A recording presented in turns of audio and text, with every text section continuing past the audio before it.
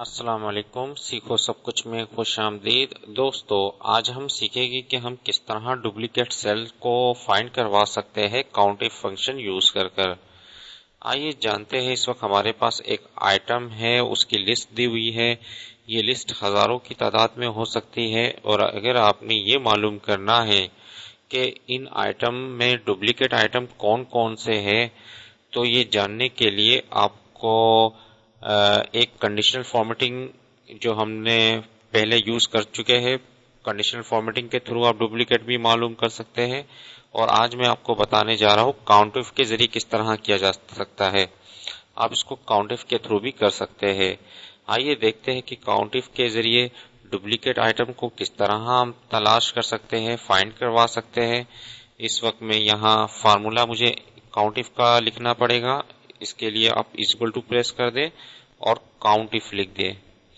جیسے ہی آپ count if لکھیں گے اور ٹیب کی پریس کریں گے تو یہ آپ سے پوچھے گا کہ رینج بتا دے۔ ہمیں رینج کہاں سے کہاں تک دینی ہے، وہ تمام آئٹم کو آپ سلیکٹ کر لیجئے۔ اس وقت میں جو آئٹم کو سلیکٹ کر رہا ہوں یہاں سے لے کر یہاں تک، تو تمام آئٹمس کو آپ سلیکٹ کر لیجئے۔ اور سلیکٹ کرنے کے اور بھی طریقے ہیں، وہ بھی میں آپ کو بتا دیتا ہوں، لیکن اس وقت میں نے کیا ہے صرف ماؤس سے ڈریگ کیا ہے۔ آپ چاہے تو یہاں اس پر کلک کر دے فرسٹ سیل پر، اور کنٹرول شفٹ ڈاؤن ایرو کی پریس کریں گے تو بھی جتنے بھی آئٹم ہوگے وہ آٹومیٹکلی سلیکٹ ہو جائے گے۔ تو رینج سلیکٹ کرنے کے بعد، کیونکہ ہمیں ایک کرائٹیریا بتانا ہوگا، رینج کو آپ نے ایبسولوٹ کرنا ہے۔ ایبسولوٹ کیا ہوتا ہے کہ وہ فریز کر دیتا ہے، تو جو بھی رو ہو، جو بھی ہم نے یہاں سے B7 سے B14 تک ہم نے سلیکٹ کیا ہے، تو یہ فریز ہو جائے گی۔ جب میں اس کو فارمولے کو ڈریگ کروں گا تو یہ سیم رہے گی، کیونکہ ہمیں اس کو چینج نہیں کرنا۔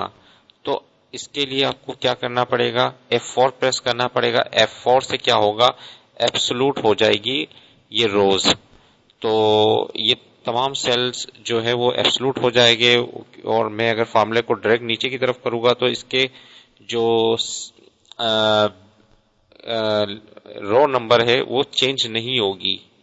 تو ایبسولوٹ کرنے کے لیے آپ F4 پریس کر دیں۔ جیسے ہی میں نے F4 پریس کیا، آپ دیکھیں گے کہ ڈالر کا سائن یہاں آ گیا، تو اس نے اس کو فریز کر دیا ہے۔ تو اب یہ چینج نہیں ہوگی۔ فارمولے کو میں نیچے ڈریگ کروں گا تو یہ سیم رہے گی۔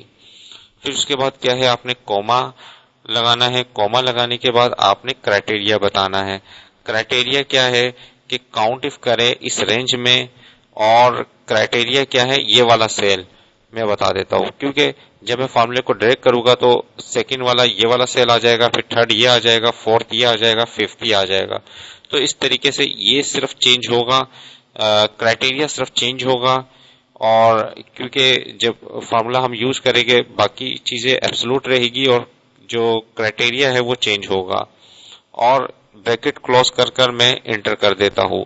جیسے ہی میں نے انٹر کیا، آپ دیکھیں گے کہ یہاں 3 آ رہا ہے۔ اس کا مطلب ہے کہ یہ جو مانیٹر آئٹم ہے یہ 3 بار اس آئٹم لسٹ پر موجود ہے۔ آپ دیکھ بھی سکتے ہیں کہ 1 2 اور یہ 3، یہ 3 بار ہے، اس لیے یہاں 3 ڈسپلے ہوا۔ میں دوبارہ ڈبل کلک کر کے بتا دیتا ہوں، کیونکہ ہم نے سب سے پہلے کاؤنٹ اف یوز کیا اور پھر اس کے بعد رینج بتائی۔ رینج ہم نے یہاں سے یہاں تک بتائی۔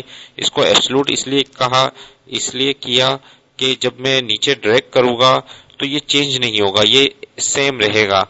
تو فریز کہہ لیجئے، یہ ایبسولوٹ کہہ لیجئے۔ تو ایبسولوٹ کرنے کے لیے آپ کو F4 کی پریس کریں گے سلیکشن کرنے کے بعد، تو کیا ہوگا کہ ڈالر کا سائن آ جائے گا۔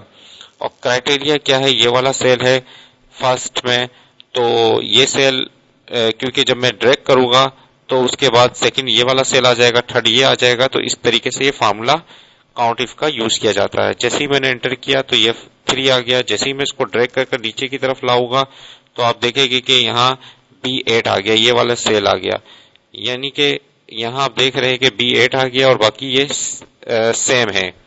اس طریقے سے میں یہاں آتا ہوں تو B9 ہو گیا اور یہ سیم ہے، کیونکہ اس کو ہم نے فریز کروا دیا ہے، ایبسولوٹ کروا دیا ہے۔ تو باقی سب ایک ایک آ رہے ہیں، اور مانیٹر پر آپ دیکھیں گے کہ 3 آ رہا ہے۔ اور اگر میں یہاں اسپیکر کی جگہ کی بورڈ لکھ دیتا ہوں تو دیکھیے کیا ہوتا ہے کی بورڈ کیونکہ 2 بار آ رہے ہیں تو اس نے دو بار 2 ڈسپلے کر دیا کہ یہ کی بورڈ جو ہے وہ 2 بار موجود ہے لسٹ میں. تو اس طریقے سے ہم جان سکتے ہیں کہ کون کون سے ڈپلیکیٹ ریکارڈ ہمارے جو سیلز ہے اس پر کون کون سے ڈپلیکیٹ ریکارڈ پڑے ہوئے ہیں. تو اس طریقے سے ہم جان سکتے ہیں کہ ڈپلیکیٹ ریکارڈ کون کون سے ہیں. امید ہے کہ یہ ویڈیو آپ کو بہت پسند آئی ہوگی. لائک اور سبسکرائب کرنا مت بھولیے گا. دوستو آپ میرے چینل کو سبسکرائب ضرور کیجئے تاکہ کوئی بھی نئی ویڈیو آئے تو اس کا نوٹیفیکیشن آپ کو مل جائے. Thanks for watching. اللہ حافظ.